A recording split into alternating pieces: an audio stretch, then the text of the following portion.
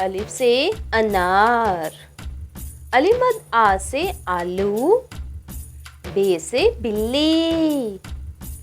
पे से पंखा। ते से तीतर। टे से टमाटर। से समर। जीम से जामन।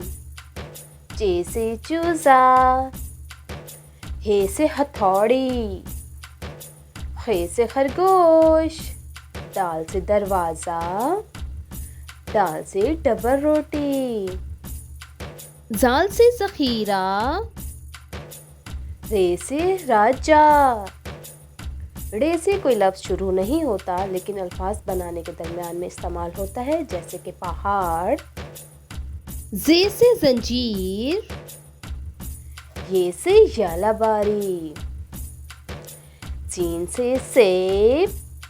शीन से शिमला मिर्च। स्वाद से सोफ़ा। ज़ौद से ज़ईफ़। तोए से तोता। ज़ोए से ज़रूफ़। आइन से औरत। गैन से गुब्बारा। फे से फुटबॉल। काफ से कैंची। काफ से किताब। गाफ से गमला। लाम से लालटेन। मीम से मोर। नून से नमक। वाव से वोट। हे से हिरन। हमज़ा से चाय। छोटी से याक। बड़ी से का।